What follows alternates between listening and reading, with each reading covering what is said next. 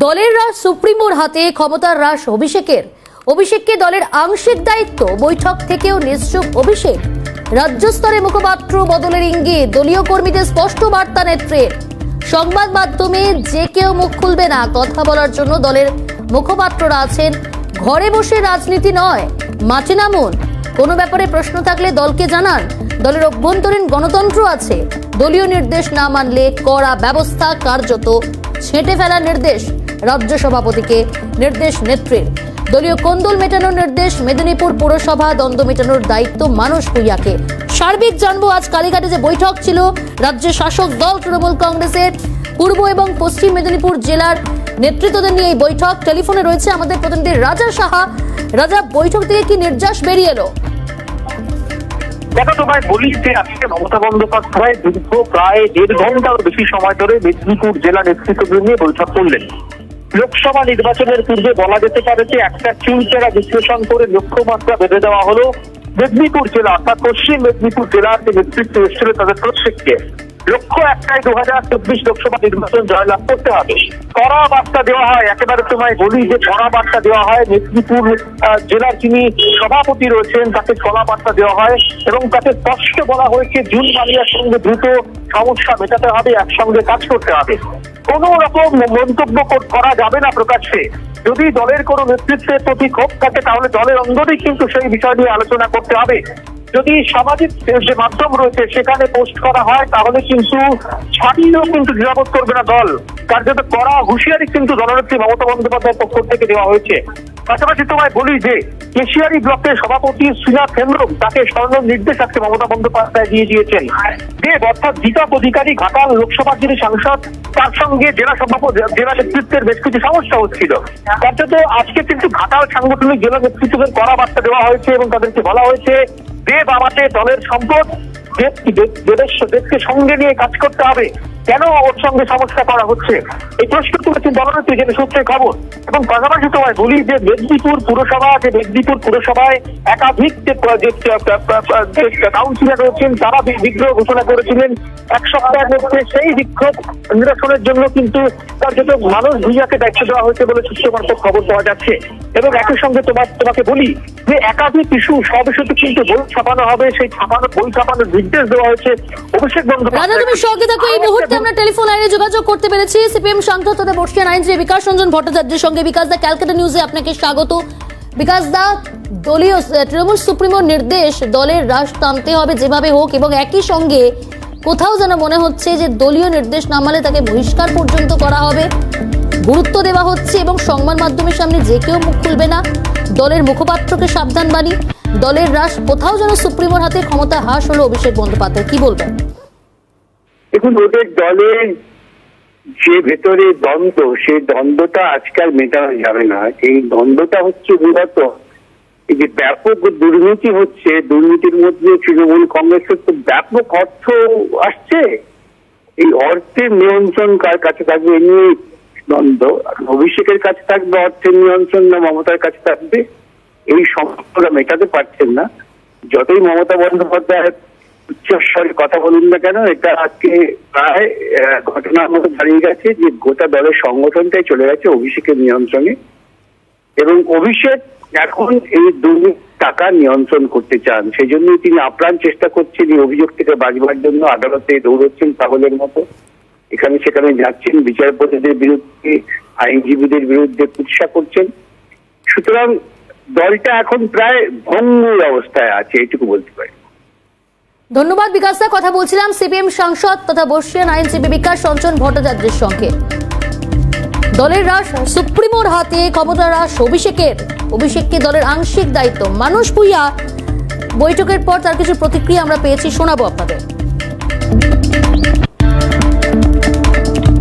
কোনো ঝগড়া নেই, আমরা একসঙ্গে আছি, একসঙ্গে কাজ করছি। আমাদের আশীর্বাদ করেছেন আমাদের নেত্রী, আমাদের একসঙ্গে কাজ করে ফসল তুলতে হবে মানুষের আশীর্বাদ নিয়ে। তিনি প্রথমে সুব্রত বক্সী মহোদয় প্রাসঙ্গিক কিছু কথা বলেছেন সংগঠনের। অভিষেক বন্দ্যোপাধ্যায় তিনি আমাদের সার্বিকভাবে উৎসাহ প্রদান করেছেন এবং তার জনজোয়ার, তৃণমূলে নবজোয়ার যে কর্মসূচি তার অভিজ্ঞতার কথা বলেছেন। নবীন প্রবীণের কোনো আইটেম নেই, আমরা ঐক্যবদ্ধ লড়াই করছি। তার নেতৃত্বে মমতা বন্দ্যোপাধ্যায়, তার প্রধান সেনাপতি অভিষেক বন্দ্যোপাধ্যায় আমাদের প্রধান সেনাপতি। দল তিনি বলেছেন নেত্রী এবং দল তাকে যে কাজ দেবেন তিনি করবেন।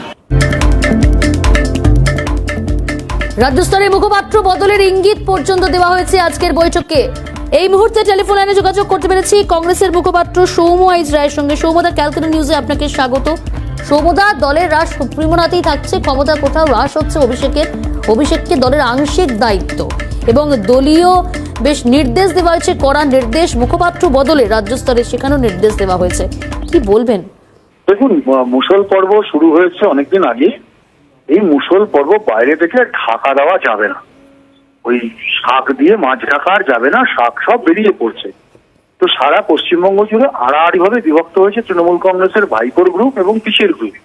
তো কিছু লোক পিসির পক্ষে, কিছু লোক ভাইপের পক্ষে। তো সেই লড়াই আমরা দীর্ঘদিন ধরে দেখছি, এখন গ্রামে গঞ্জেও সেই লড়াইয়ের প্রতিচ্ছবি দেখা যাচ্ছে। বলে এটা আর বেশি দূর নয়, নির্বাচনের আগে একটু জোড়াতালি দেওয়ার চেষ্টা আর কি। কিন্তু যত নির্বাচনের সামনে আসবে ততই জিনিসটা আরো উন্মুক্ত হবে, উন্মোচিত হবে এবং মানুষের কাছে দিনের আলোর মতো পরিষ্কার হবে এবং মুসল পর্বে এই তৃণমূল সরকার টুকরো টুকরো হয়ে যাবে। ধন্যবাদ সৌম্যদা। কথা বলছিলাম কংগ্রেসের মুখপাত্র সৌম্য আইচ রায়ের সঙ্গে। আমি আবারও কথা বলবো, আমাদের সঙ্গে রয়েছে প্রতিনিধি রাজা সাহা। রাজা, এটা তো একেবারেই পরিষ্কার হলো, কোথাও যেন দলের রাশ সুপ্রিমোর হাতেই থাকলো, ক্ষমতা কিছুটা হ্রাস হলো অভিষেক বন্দ্যোপাধ্যায়। দলের নেত্রী মমতা বন্দ্যোপাধ্যায় সেই নেত্রী যে নির্দেশ দেবেন সেই কাজ তিনি করবেন। আজকে অভিষেক বন্দ্যোপাধ্যায় বৈঠকে ছিলেন, আজকেও কিন্তু অভিষেক বন্দ্যোপাধ্যায়, যেটা সূত্রের খবর, এই বৈঠকে গ্রহণ করে সে একই বার্তা দিয়েছেন যে দলের নেত্রী যে নির্দেশ দেবেন সেই কাজ তিনি করবেন। এবং সঙ্গে দেখো রাজা, এই মুহূর্তে আমরা টেলিফোন লাইনে যোগাযোগ করতে পেরেছি বিজেপির রাজ্য সভাপতি সুকান্ত মজুমদারের সঙ্গে। সুকান্ত দা, ক্যালকাটা নিউজে আপনাকে স্বাগত। সুকান্ত দা, আজকে কালীঘাটে যে বৈঠক, সেই বৈঠক শেষে যা নির্যাস বেরিয়ে এলো, বোঝা যাচ্ছে দলের রাজ সুপ্রিমোর হাতেই থাকছে, ক্ষমতা কিছুটা আংশিক থাকছে অভিষেক বন্দ্যোপাধ্যায়, কোথাও যেন ক্ষমতা হ্রাস হলো অভিষেক বন্দ্যোপাধ্যায়। শুধু তাই নয়, রাজ্য স্তরে মুখপাত্র বদলেরও একটা নির্দেশ দেওয়া হয়েছে, কিভাবে দেখছেন?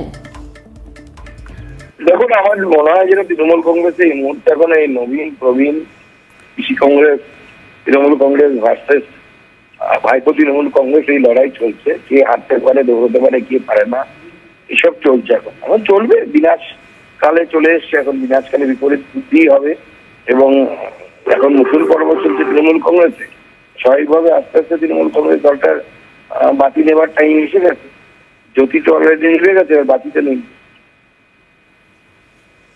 সুকান্ত, এই জায়গা থেকে সামনে লোকসভা নির্বাচন, কোথাও কি মনে হচ্ছে মানুষ বিহাকে বলতে হলো সংবাদ মাধ্যমের সামনে যে আমাদের কোথাও কোনো অশান্তি নেই, কোনো দ্বন্দ্ব নেই? যদি নাই থেকে গেলে তাহলে সংবাদ মাধ্যমের সামনে এই মন্তব্য করতেই বা হচ্ছে কেন? তাহলে এই যে দ্বন্দ্বটা, নবীন প্রবীণ দ্বন্দ্ব, গোষ্ঠী কন্দল, তা কি একেবারে অস্বস্তিতে ফেলে দিয়েছে শাসক দলকে? যে দ্বন্দ্ব আছে, এটাই প্রমাণ করছে যে দ্বন্দ্ব আছে এবং সেই দ্বন্দ্বটা, ফাটলটা খুব বেশি, অনেকটা গভীর ফাটলের জন্যই বারবার বলতে হচ্ছে যে দ্বন্দ্ব নেই। এই দ্বন্দ্ব না থাকতো তাহলে আলাদা করে দ্বন্দ্বের কথা আসতোই না বলার জন্য। অসংখ্য ধন্যবাদ সুকান্ত দা। কথা বলছিলাম বিজেপির রাজ্য সভাপতি সুকান্ত মজুমদারের সঙ্গে। আমি আবারও কথা বলবো, আমাদের সঙ্গে রয়েছে প্রতিনিধি রাজা।